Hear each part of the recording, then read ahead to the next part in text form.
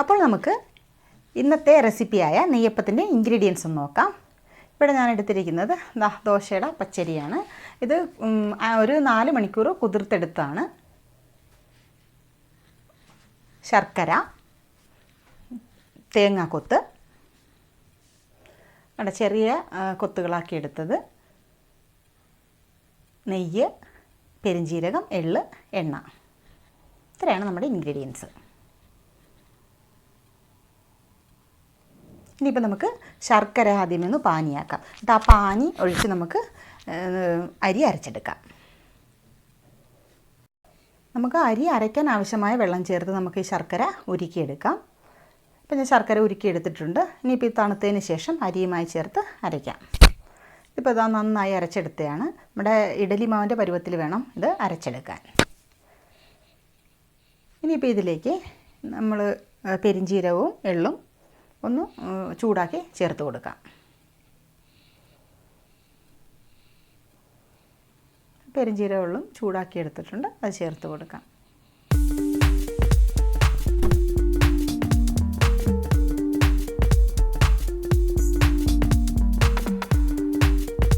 ഇനിയിപ്പം ലേശ നെയ്യ് ഒഴിച്ചിട്ട് നമുക്ക് ആ തേങ്ങാക്കൊത്തൊന്ന് ചൂടാക്കിയെടുക്കാം. ഇതൊന്ന് ഒരു ലൈറ്റ് ബ്രൗൺ ഷെയ്ഡാകുന്നവരെ നമുക്ക് ചൂടാക്കിയെടുക്കാം. ഇനിയിപ്പോൾ നമുക്ക് വറുത്തെടുത്ത തേങ്ങാക്കൊത്തും ഈ മാവിലേക്ക് ചേർത്ത് കൊടുക്കാം.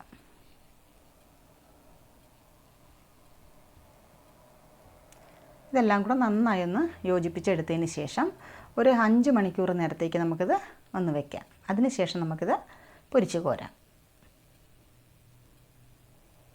ഇപ്പം 5 മണിക്കൂറിന് ശേഷം എടുത്തതാണ്. ഇനിയിപ്പോൾ നമുക്ക് ഇത് പൊരിച്ച് കോരാം. എണ്ണ ഒഴിക്കുക. എണ്ണ നന്നായി ചൂടായതിന് ശേഷം നമുക്ക് മാവൊഴിച്ച് കൊടുക്കാം. ഇപ്പോൾ എണ്ണ നന്നായി ചൂടായിട്ടുണ്ട്. ഇതുപോലെ തവിയിലെടുത്തിട്ട് ഇങ്ങനെ ഒഴിച്ച് കൊടുക്കുക. അപ്പോൾ അത് മുങ്ങിക്കിടക്കുന്ന പോലെ വേണം നമ്മൾ എണ്ണ ഒഴിക്കാൻ. എങ്കിലേ അതിങ്ങനെ നമുക്കിതുപോലെ നന്നായി പൊങ്ങി കിട്ടത്തുള്ളൂ.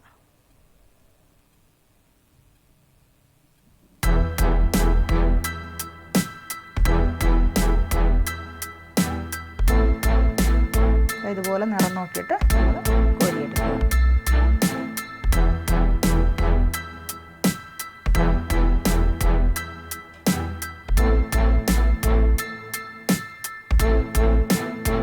എണ്ണയ്ക്ക് നല്ല ചൂടുണ്ടെന്നുണ്ടെങ്കിൽ പെട്ടെന്ന് തന്നെ പൊങ്ങി വരും.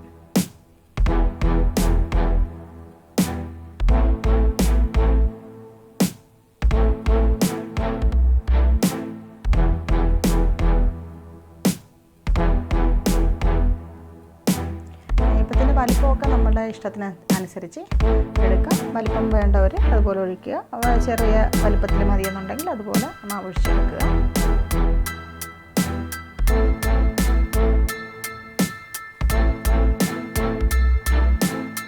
ഇപ്പം ഞാൻ നെയ്യപ്പം എല്ലാം വറുത്ത് കോരി എടുത്തിട്ടുണ്ട്.